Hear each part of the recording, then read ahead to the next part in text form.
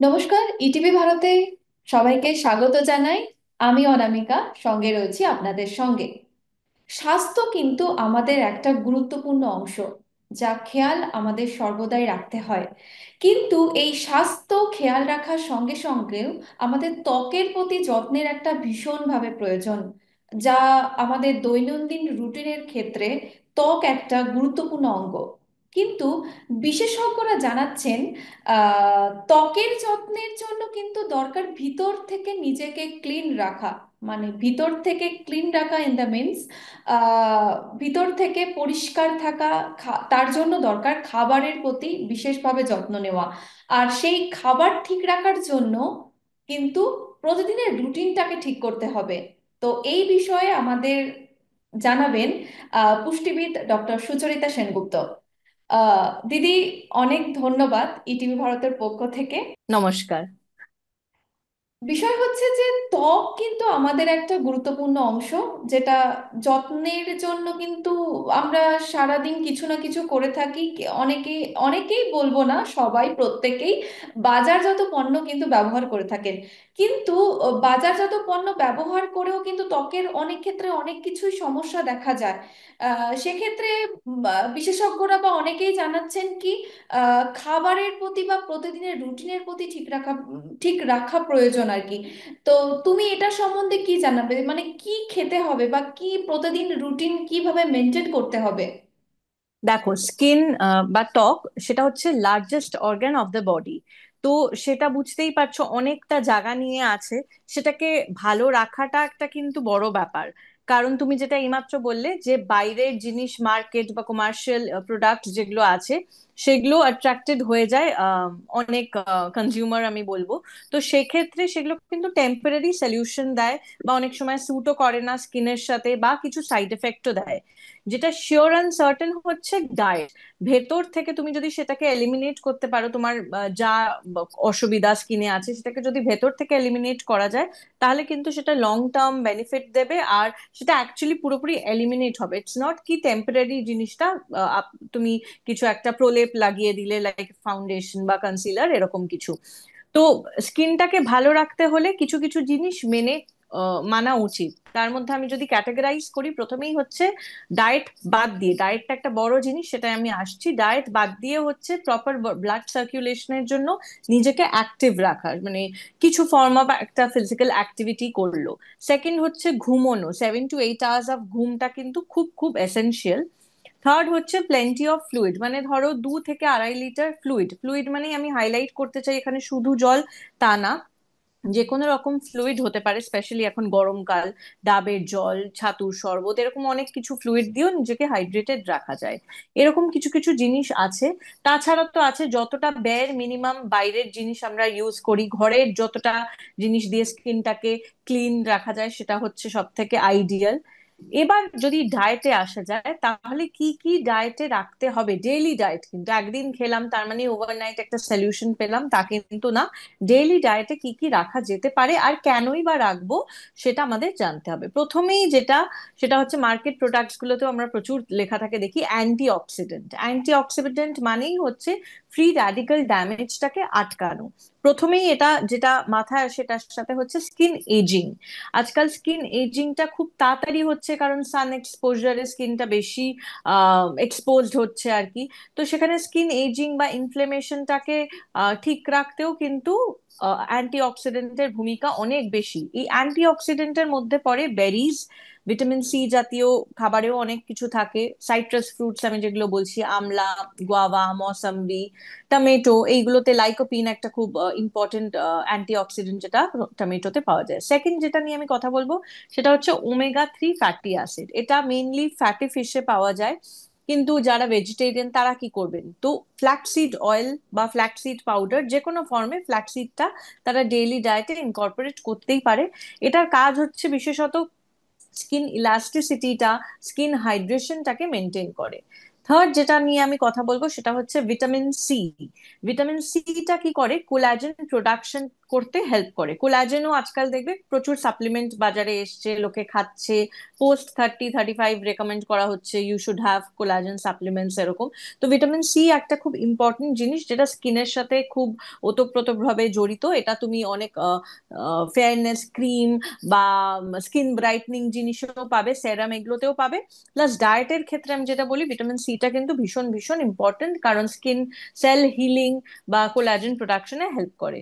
Next হচ্ছে beta carotene, যার মধ্যে কালার্ড ফ্রুটস অ্যান্ড ভেজিটেবল পড়ছেন। কালার্ড ক্যাপসিকাম হতে পারে, ক্যারেট হতে পারে, সুইট পটেটো হতে পারে, এই সমস্ত জিনিস যেটা স্কিন সেল গ্রোথ আর ডেভেলপমেন্টার দিকটা দেখছে। নেক্সট যেটা নিয়ে আমি বলবো সেটা হচ্ছে ভিটামিন ই। ভিটামিন ইটা ভীষণ ভীষণ ইম্পর্টেন্ট। সেটা ভিটামিন ই ক্যাপসুল অনেকে ইউজ করে, অনেক ক্রিমে নিয়ে লাগায়। তো বুঝতেই পারছো ভিটামিন ইটা ডায়েটের ক্ষেত্রেও কতটা কিন্তু ইম্পর্টেন্ট। ভিটামিন ই পাবো আমরা নাটস, বিভিন্ন নাটস অ্যান্ড সিডস এ পাবো, মিক্স সিডস যেগুলো থাকে, pumpkin seeds, melon seeds, sweet potato, carrot, beet, বেদানা যেটা, সেখানে পাবো। আমি খুব high fibre fruits and vegetables এর দিকে বলছি না।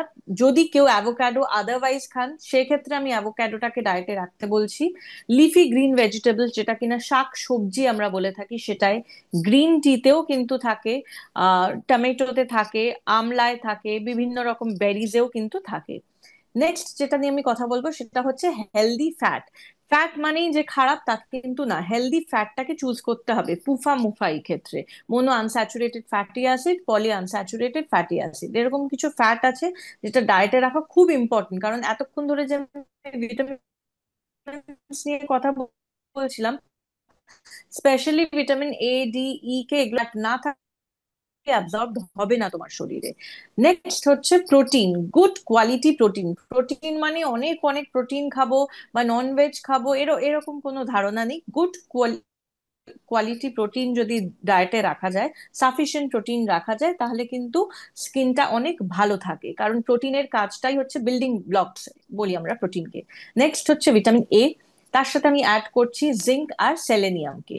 কোলাজেন কথাটা আমি ভিটামিন সি ক্ষেত্রে বলেছিলাম, সেক্ষেত্রে আমি বলে রাখি কোলাজেন 1, 2, 3 এরকম টাইপসে হয়। স্পেশালি কোলাজেন 1 আর 3টা খুব ইম্পর্টেন্ট ফর স্কিন, হেয়ার আর নেল। এইগুলো যেগুলো পাওয়া যায়, তুমি জিজ্ঞেস করতেই পারো যে কোলাজেন ডেইলি ডায়েটে আমি কি করে অ্যাড করব। কোলাজেন ডেইলি ডায়েটে খুব অনেক ভাস্ট সোর্স যে তা না, তাও যদি আমি বলতে চাই, সেটা হচ্ছে বোন ব্রথে পাওয়া যায়, এগ হোয়াইটে পাওয়া যায়। আর ভিটামিন সি জাতীয় খাবার তুমি যদি ডায়েটে খুব ভালো রাখো, তাহলে সেটা কোলাজেন প্রোডাকশনটাকে সাপোর্ট করে। আর কিছু কিছু মাছ আছে যেগুলো তুমি যদি ওই ছাল বা বোনস সমেত, ছোট মাছ যেগুলো হয়, সেগুলো যদি তুমি সেই সমেত খেতে পারো, তাহলেও কিন্তু এগুলো প্রোডাকশন বা সাপোর্ট করাটাকে অনেকটাই দেখা যাবে। কতটা পরিমাণ শরীরে জল খেলে একদম ঠিকঠাক বজায় থাকবে আর কি, সেটা স্কিনের দিক থেকে হোক বা আহ শরীরের দিক থেকে হোক? দেখো, সারাদিনে আমি যদি ওইভাবে হিসেব দিই টোটাল ফ্লুইড ইনটেক কিরকম রাখা যায়, সেটা হবে 10 to 12 গ্লাসেস, নর্মাল যে স্ট্যান্ডার্ড গ্লাস। এবার কারু কারু বডি ডিমান্ড এরকম দেখা গেছে যে 5-6 লিটার বডি ডিমান্ড করে, তাহলে সে সেটা খাবে। যদি বডি ডিমান্ড তার বেশি হয় ফ্লুইড ইনটেকের, তাহলে সেটা সে খাবে। আর ডেফিনেটলি একবারে মানে 1 লিটার জল খেয়ে ফেলছেন তিনি, এটা একদমই অ্যাডভাইজেবল না। নর্মালি যখন জল তেষ্টা পাচ্ছেন খাচ্ছেন, বাকিটা সময় সিপিং করুন। একবারে বেশি জল খাবেন না, কারণ কিডনির কাজ হচ্ছে ফিল্ট্রেশন। হঠাৎ করে বডিকে আপনি বড্ড বেশি জল দিয়ে দিচ্ছেন, তো এটা একটা ওভারলোড হয়ে যাওয়ার ফাংশনিং আমি যদি এবিলিটি নিয়ে বলি, তার উপর চাপ পড়ে যাচ্ছে। তো একটা নর্মাল যে লেভেলে আপনি খেয়ে অভ্যস্ত, 250 ml বা 300 ml 1 গ্লাস জল খান, ছেড়ে দিন, তারপর 1 ঘন্টা 1.5 ঘন্টা বাদে একটু সিপিন করুন, বা অন্য ফর্মে 100 ml ফ্লুইড খান। ধরুন সেটা ডাবের জল হতে পারে, বা যেটা বললাম 150 ml ছাতুর শরবত হতে পারে, বা এমনি ফল খেলেন যেটা থেকেও কিনা ফ্লুইড আসছে। তো ডেফিনেটলি একবারে অনেকটা জল খাওয়া ইজ রিয়েলি নট রেকমেন্ডেড। আর অ্যাভারেজে 10 to 12 গ্লাসেস খাওয়া যেতে পারে, কিন্তু কারো কারো বডি ডিমান্ড যদি অনেক বেশি থাকে, তাহলে সেটা সে খেতেই পারে। বেদানা, মৌসাম্বি জুস, এটা সব একসাথে যদি কেউ নাও খেতে পারে, একটু আলাদা আলাদা করেও যদি খেতে পারে, তাহলে কিন্তু খুব ভালো হয়। এর মধ্যে এতক্ষণ ধরে আমি যে সমস্ত ভিটামিনস, অ্যান্টিঅক্সিডেন্টস এইসবের কথা বলেছি, প্রত্যেকটা কিন্তু এই 5টা ফল বা সবজির মধ্যে কিন্তু প্রেজেন্ট আছে। তো এই জিনিসটা ডায়েটে কিন্তু রাখাই যায়। আর প্রোটিন, সেটা ফার্স্ট ক্লাস প্রোটিন হতে পারে, কোনো মানে ভেজ নন ভেজ যেটাই হোক, প্রোটিন যেন ডায়েটে যতটা খাওয়া উচিত, প্রোটিনের ঘাটতি যেন না থাকে, তাহলেও কিন্তু মুশকিল। তো এই স্যুপ বেসড খাবার আর এরকম জুস ডায়েটে রাখাই যেতে পারে। একটু আগে তুমি বললে ঘুমের কিন্তু খুব প্রয়োজন। কতক্ষণ ঘুমালে একটা শরীরের জন্য বা ডায়েটের জন্য বা ত্বকের জন্য কার্যকরী হবে? তো অনেকেই আছেন যারা রাত্রি জেগে ফোন দেখে, যেটার জন্য ফোনের ওই আলো কি স্কিনের জন্য কোনোভাবে এফেক্টেড? সেটা খাবারের তো অনেক ক্ষেত্রে রিলেট হয় যে এই খাবার খেয়ে শোয়ার পর শরীরটা খারাপ করছে, আর শরীর খারাপ থেকে মুখে বিভিন্ন ধরনের পিম্পল, র্যাশ এসবের সমস্যা হচ্ছে। তো কি খাবার খেয়ে ঘুমালে শরীর ঠিক থাকবে আর সেই শরীর থেকে ত্বকটাও ঠিক থাকবে? Last meal of the day, very important, মানে যেটা আমরা ডিনার বলে থাকি, বা কেউ কেউ আর্লি ডিনার করলে সেটাকে সাপার বলে থাকি। তো এই মিলটা খুব ইম্পর্টেন্ট। কেন? কারণ সেটা লাস্ট মিল হচ্ছে, তারপর 1.5-2 ঘন্টা বাদে আপনি ঘুমোতে চলে যাচ্ছেন, বা জেগে থাকলেও কিছু খাচ্ছেন না।